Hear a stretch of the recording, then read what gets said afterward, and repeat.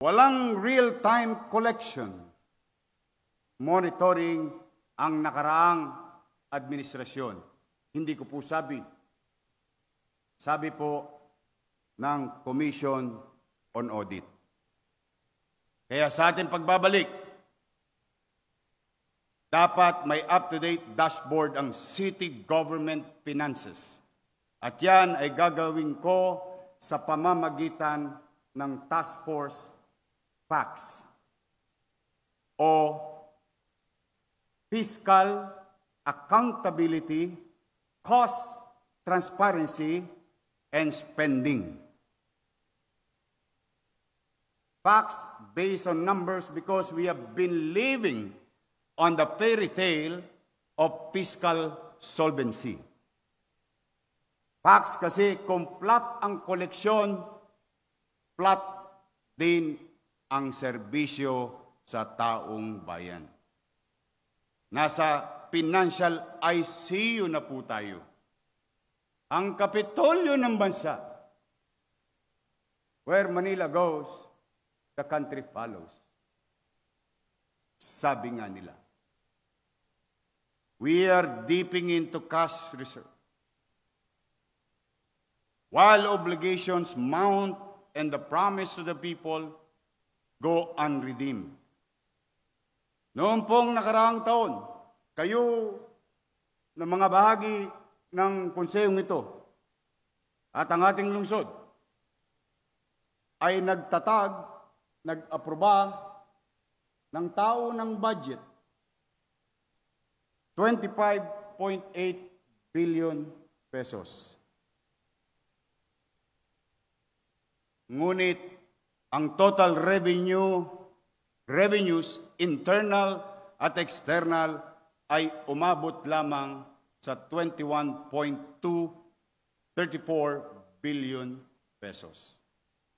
Simple lang po ang arithmetic. Kapos sila ng 4.650 billion. Ang ibig sabihin, nag-budget ang nakaraang administrasyon ng lampas sa kanyang kokolektahin. Kaya't nabitin ang mga bayarin at proyekto. Natigil din ang maraming serbisyo mano pa patungkol sa pangunahing pangangailangan ng ating mamamayan. Tanong, magkano ba ang bayarin na iniwan ng nakaraang administrasyon? Negative 10.2 billion pesos and counting.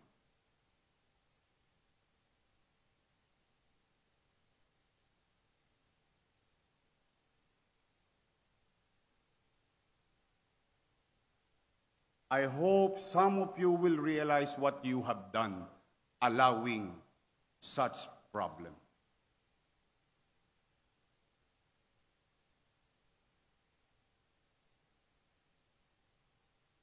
Never.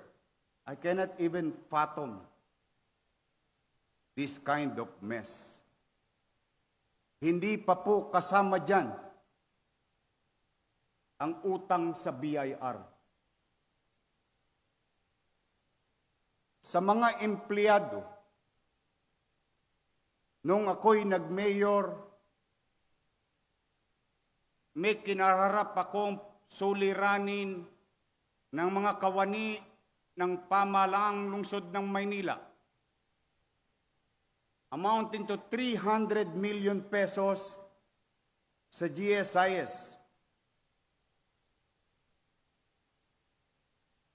For some ability, we did convince GSIS, for that matter, and gave us discount so that our co-workers in City Hall may retire and get their benefits. Sa mga City Hall employees, good luck sa inyo. Hindi ko pa sinama ang bagong utang, almost 200 million sa GSIS.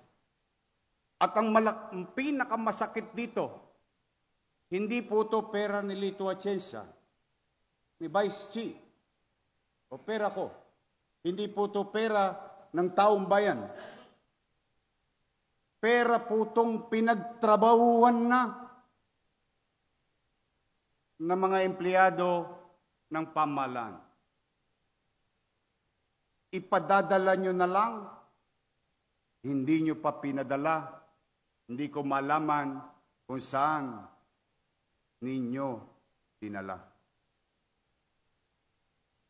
And to give you a visual of what is 10.2 sa aking mga minamahal na senior citizen, ayan po ang utang sa inyo ng lungsod ng Maynila. Social amelioration para sa senior for second quarter, 589 million pesos. Subsidy to PLM, 55 million pesos and growing. Because what you're seeing there is the first quarter obligation. Aid to Manila Police District, 26 million. Doc Almiron, Doktora Irma Alfonso, kung bakit lumalapit ng madalas ang mga tao sa atin na walang gamot sa health center, walang gamot sa ospital, ni Hiringgilya, halos hindi na magamit o magamit ng tao dahil wala. Sapagkat ang bayarin natin sa gamot alone is more than 2 billion pesos. Hindi pa na kontento. Hindi na nagbayad ng gamot. Hindi pa nagbayad ng equipment. Amounting to 995 million pesos. Pati janitor, sinuba ninyo. Security guard, sinuba ninyo. Kayo lamang ba marunong kumain ng kanin? 431 million pesos. At ang hindi ko maarok,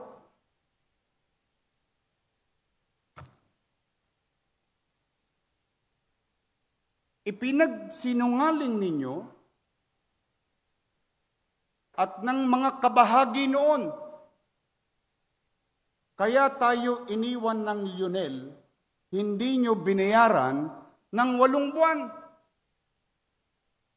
Sino mang negosyante, maliit man o malaki, hindi mo bayaran ng 8 buwan, titigil yun kahit gusto niyang maghanap buhay. Now, today, to the people of Manila, you will know sino ang tapat at totoo.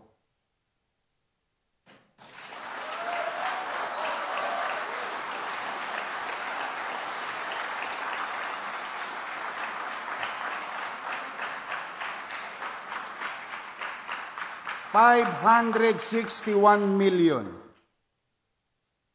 Ipinagsinungaling nyo din na sinabi nyo iniwan. Hindi po. Andyan ang dokumento.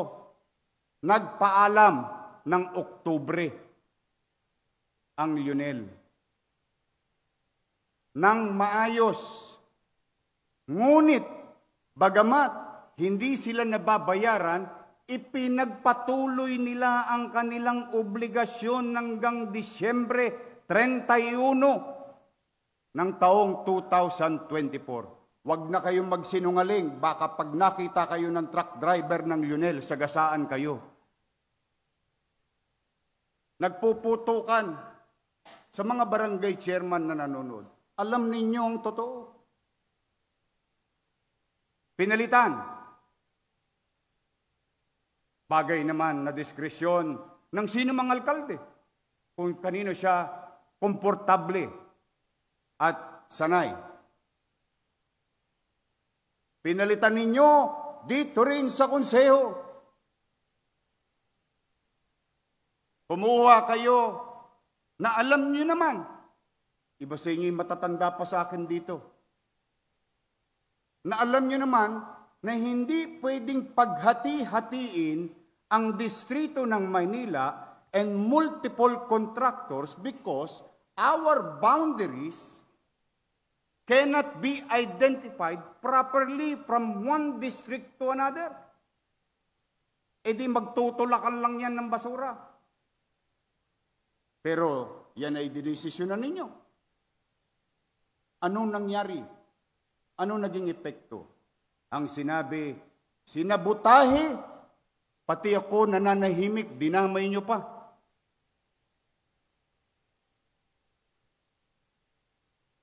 Sinabutahe. O sige, total politika naman ito. Nanahimik ako. Wala kayong narinig sa akin. Bakit? Naniniwala naman akong matalino ang mga batang Maynila. Dahil alam nilang totoong hinakot ang basura hanggang sa dulo ng walang hanggan. Ngunit, pinalitan ninyo. Naniwala kayo sa iilang tao. Ano ang kinahinatnanan o saan ngayon ang lungsod ng Maynila? Kahapon, maybe by this time you know it already, that I have received a letter from 2 companies that you have approved, na hindi na rin nila kaya. Ang alin?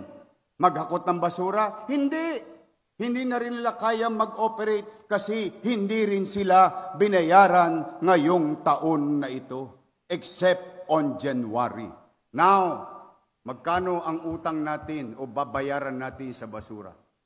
950 million.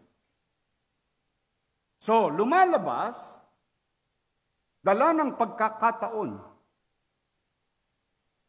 ipinagpatunay ng sitwasyon kung sino ang tapat at totoo.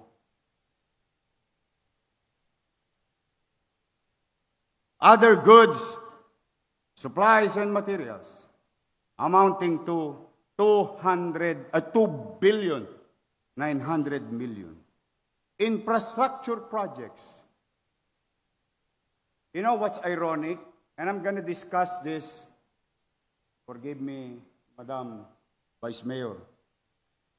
Gusto ko lang malaan ng mga halal ng bayan na kapwa natin, Madam Vice Mayor. Alam nyo ba halos lahat ng infrastructure project? You tell me, what kind of infrastructure projects that you see or you saw?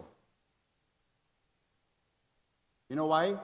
This 2.2 billion, Mayor Lito Atienza, this 2.2 billion, most of it, repairs.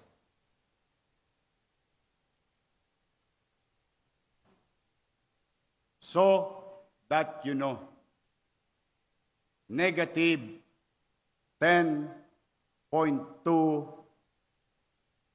billion pesos and growing. 3.4 billion of that, or 33% ng nasabi kong numero, ay higit 1 taon ng overdue. May kapabayaan? Pinabayaan? Istapa.